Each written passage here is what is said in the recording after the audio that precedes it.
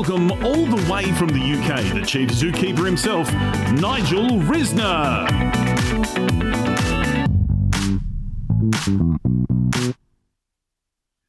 Good morning, everybody. How are we doing? And what an honor it is to be speaking. It's really strange. I've just heard a fantastic speaker. I heard Amanda share some ideas, and I know you've got a fantastic speaker, Louise and Jeff, coming on after me. But what's really interesting with everything that's being shared today, people have forgotten something very, very simple. Communication. Nothing's really changed in the world except our fear and our worries. And part of those worries come from what I call internal communication. So literally minutes before I came on stage as such, my computer wasn't working and I couldn't get through to Australia, and I was worried in England what was going on. There was no one to call at 5 o'clock in the morning, and my brain went into overdrive. That's no different to how it's been 3 months ago, 6 months ago, a year ago, 20 years ago. We have what's called internal communication issues, and that affects our external communication. So the pandemic, COVID, and all this stuff that everyone talks about is an issue. It's a horrific issue, but the biggest issue, in my opinion, is our internal communication. How we talk to ourselves has a massive effect on our external communication. So I want to share with you all right now that if from today, every time you spoke to yourself and you realized you were being negative, you actually did what's called a cancel instruction. Now, what do I mean by a cancel instruction? You actually say to yourself, stop this. This is absolute nonsense. Have you ever been driving your car and you can't find a car parking space? And in that moment in time, you say to yourself, I must be stupid. If I left earlier. That isn't helping you find a car parking space. You have to do what's called the laws of replacement. And the laws of replacement actually says that every time you put a negative comment into your brain, you actually say to yourself, cancel that instruction. And I'm pretty good. I'm an awesome speaker. I'm a good father. I'm a good parent. I'm a good brother. Whatever you may want to say. I was once on stage and I was talking about negative self-talk. And I reminded people that Princess Diana had a lovely quote. And she said, if I spoke to my friends the way I spoke to myself, I wouldn't have any friends. So the question is, do you talk to yourself? And if you do talk to yourself, what type of negative self-talk do you do? And you must do what I call the laws of replacement. So we have many dynamics to communication. And you're going to hear lots of other comments today and lots of other ideas, whether it's about customer service or leadership. And I promise you, with a capital P, that the minute you start being kind to yourself, your communication externally will change. So if I had have come on literally 15 minutes ago after I couldn't get on with my computer and I had a similar problem, no joke, literally 2 days ago when I was doing a rehearsal, my negative self-talk, I would have been effing and blinding the whole way through this presentation. But mentally what would be happening is my self-esteem and my dopamine would be so low that I wouldn't have the excitement I've got today. So I'm speaking from London, England. It's quite early in the morning, but I've got energy and I've told myself, let's have some fun. Let's communicate with passion. And when you communicate, the question is, do you know your audience? Now, if you're married, and I've been married 35 years, happily 4, but I have been married 35 years. The question is, do you understand the people you're working with, living with, and speaking to? So my wife has a very different communication style to me. I've known Michael Arnott for many, many years, and he has a very different style of communication. And I know his wife, and she has definitely a different communication style to me. Dr. Louise Matter, who's going to be following, had definitely a different style of communication. She's much more professional. She's much more on point. She looks prettier than I do. She's got her makeup on. She looks great. Me, I've woken up and I'm just going to have fun, and I get excited when I do what I do. So let's just put this into really simple English for everyone listening. I want you to imagine that everyone you meet is a different animal. And every single person you meet has different needs and different wants. Now, if you had a label on the top of their head that said which animal they were, and you fed them the food they wanted, how do you think they'd react? Now, I'm going to be really honest with everyone here and it's going to become as no surprise that I am a massive, massive monkey. I've been a monkey all my life, and there are some massive advantages being a monkey.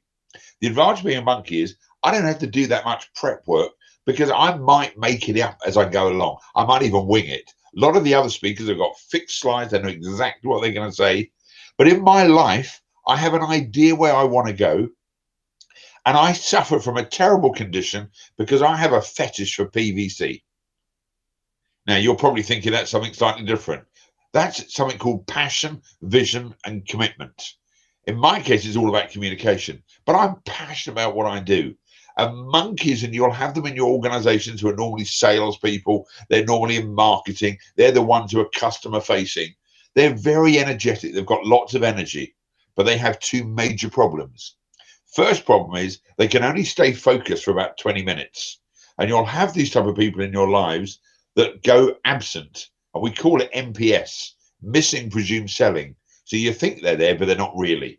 Now, I have another problem, and it's another major issue for monkeys, and that's called I don't finish projects. So I get excited with shiny objects. So I get a new phone, and I don't follow all the instructions. I just want to get going.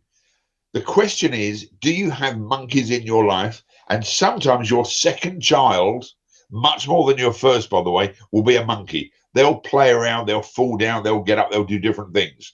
So just recognize that there is a group of people you work with, they may even be in your family, who are monkeys. I'm the chief monkey officer on my business card, and I have a business card, which I'm just going to show you all.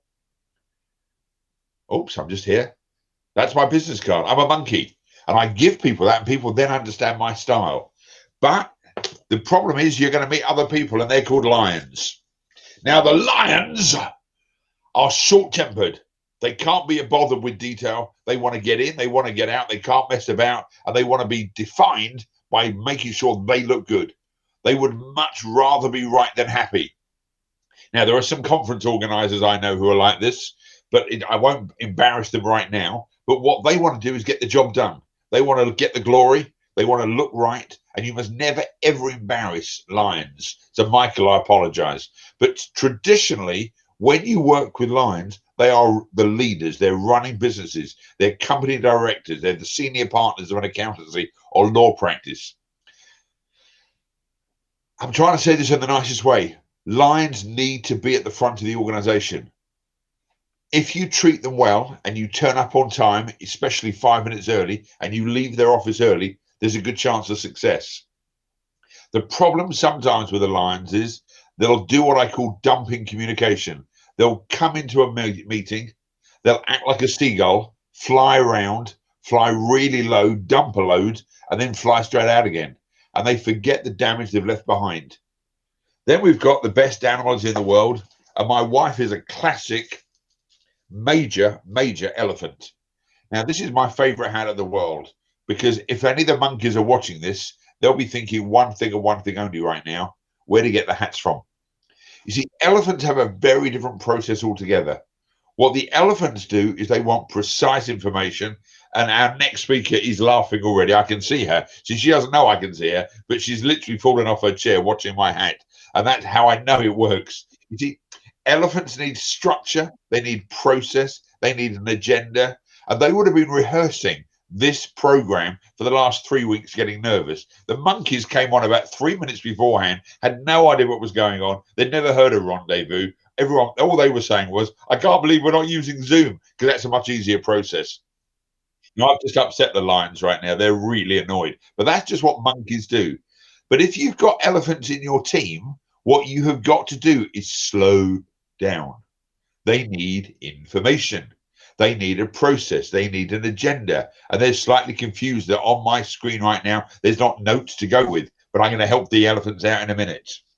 And then we've got the very, very lovely, and it's very, very lovely, we have the dolphins. Now, the dolphins, you have to do a bit of a head tilt for the dolphins. They want the world to be okay. They want the pandemic to finish so we can all meet with our families and we can all hug and kiss and be lovely.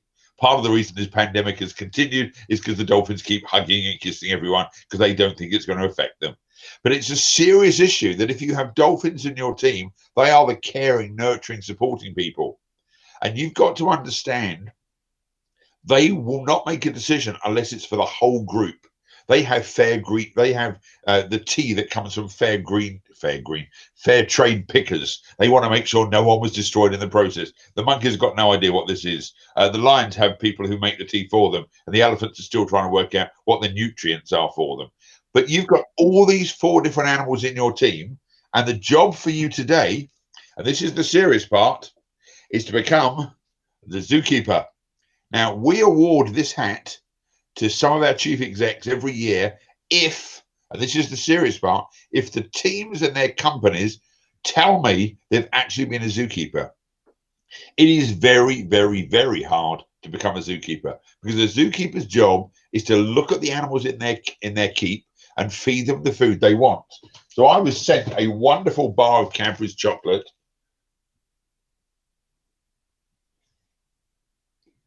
which is best zookeeper. Now, as a monkey, I need to let you know, how do you think I felt getting a bar of chocolate that said best zookeeper? If you look around my office, I've got animals. Someone even adopted me a monkey. Now, to me, how do you think I felt? That wouldn't have done very well for some other people because monkeys need lots of shiny toys. We need lots and lots of gifts, and monkeys need gifts every single day. Now, if you're running an office and you want to acknowledge your team, you need to acknowledge them in their style, not your style. So if you are a chief zookeeper, you need to do what I call profiling. You need to understand their needs, their wants. So as a monkey, I need Diet Coke. I need Cadbury's chocolate. I need a massive hug, which you can't do through COVID. So for the last 6 months, it's been a real issue for me. I need lots of acknowledgement. I want a standing ovation. And I want the speaker who's coming after me to stand up and say, that was wonderful. That's what I need. The problem is they may not do that unless they know my style. So your job from today, and I'm being really serious, is to slow down. So we wrote a book on communication called It's a Zoo around here. Now, my book is very simple because I wrote the book in all 4 different languages. So for the monkeys in the room, there's lots of color pages. We like color pages. For the lions, there's not many words on each page. And the reason there's not many words on each page is because they haven't got time. For the elephants, though, they love this because we've given them a guide. We've given them a reference point, and they love that beyond belief. And for the dolphins, we printed the book on recycled paper.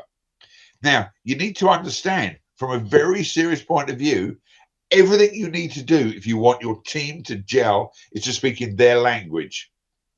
So if you have monkeys in your team, they need lots and lots of praise. And just when you think it's too much praise, they need even more. Lions, they want a car parking space with their name on it. They want to be in the staff magazine. They want to say best salesperson. They need a plaque. They need a medal. And they want it in front of the whole organization. And they like a title like executive vice president.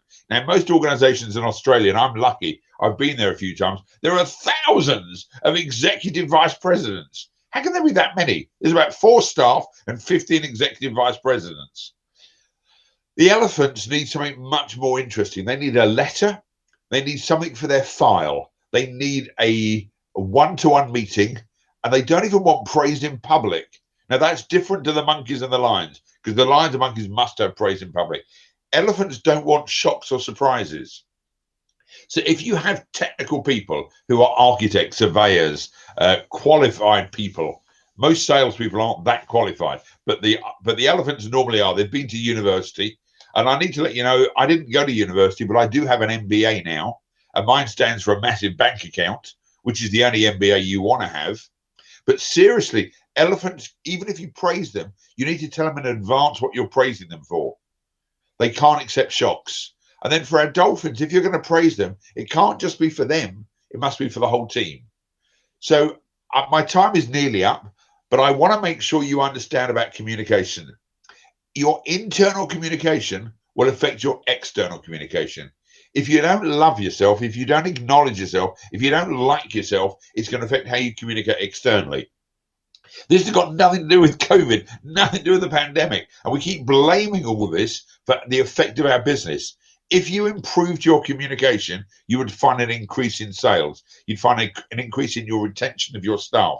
Stop blaming the pandemic and GOYA. Get off your ass and be more effective, be more professional.